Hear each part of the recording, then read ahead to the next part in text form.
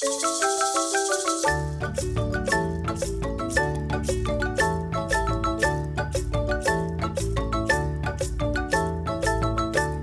100 years ago, in 1915, an 8-year-old child from a farm in Yepocapa approached Dr. Rodolfo Robles' office because of ocular and skin problems.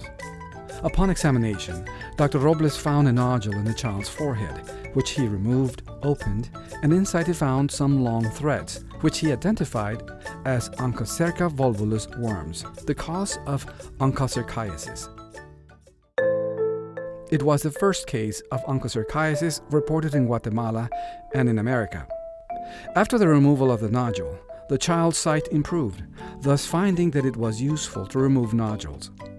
Being this the only available treatment at the time, the Ministry of Health appointed health teams in 1935 that went on for decades, removing thousands of onchocercal nodules.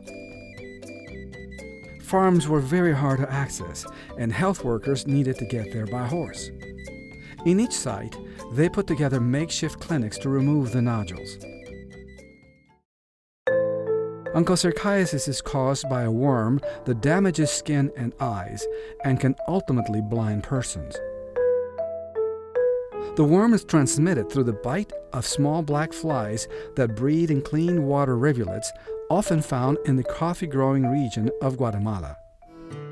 In 1987, the onchocerciasis history underwent a fundamental change when Merck & Company presented ivermectin, or Mectizan, a new drug that killed microfilaria and triggered mild side effects to persons. Merck committed to donate ivermectin for as long as needed to eliminate onchocerchiasis in the 37 countries affected by the disease. In Guatemala, the disease was found in 4 areas that were known as foci: Santa Rosa, Huehuetenango, Guatemala Escuintla, and the central focus located between Suchitepeques, Chimaltenango, and Sololá departments. The central focus was one of the areas in the Americas where the disease was severest and more persons were affected. In 1993, the Carter Center's Onchocerciasis Elimination Program for the Americas, OEPA, was established with its mission to support both technical and financially the ministries of health of the 6 endemic countries in the Americas.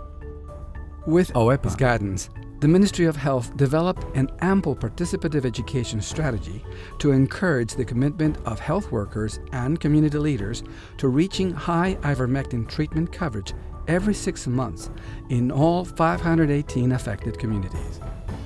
Educational materials and tools were produced, which helped in ivermectin distribution. In addition, persons involved with the program held periodical meetings. Thus, neither the sun nor pouring rain hindered the visits of health and volunteer workers to distribute the drug. Day, night, or weekends, they went in search of people to give them ivermectin. This tremendous effort bore fruit in 2002, when Guatemala for the first time reached a treatment coverage higher than 85%. The program kept coverages high until, one by one, all foci interrupted transmission of the disease. Santa Rosa in 2006, Guatemala Escuintla in 2007, Huehuetenango in 2008, and the Central Focus in 2011. In 2010, the Art as a Bridge to Health strategy was implemented with the guidance of Caja Lúdica Group, and health teams and community collaborators saw their artistic skills surface. Participation levels were unprecedented. Elderly ladies portrayed the onchocerciasis worm in the streets. Children posing as health workers or black flies. Teenagers in stills playing the role of Supermectizan, and Caja Lúdica artists spreading the joy and the celebration spirit. Thus, onchocerciasis was placed in a leading role in the communities. People in the streets were surprised, happy, and amused. It was something never seen before. In 2011, after distributing more than 3 million ivermectin treatments, persons and flies were assessed, and both showed that onchocerciasis transmission had stopped in the communities. In 2014, after 3 years of surveillance without treatment, new assessments to flies confirmed they remained free of worms, and therefore, onchocerciasis had been eliminated. In 2015, The Ministry of Health requested World Health Organization verification of this elimination achievement. In response, an international verification team visited the country in 2016 and confirmed that elimination had, in fact, been achieved. In December 2016, at a special ceremony held during the 26th Inter-American Conference on Onchocerciasis, the director of the Pan American Health Organization, Dr. Carissa Etienne, officially presented a letter of verification of elimination of onchocerciasis transmission to the President of Guatemala, Mr. Jimmy Morales. In this way, Guatemala became the 4th country in the world verified free of this terrible disease.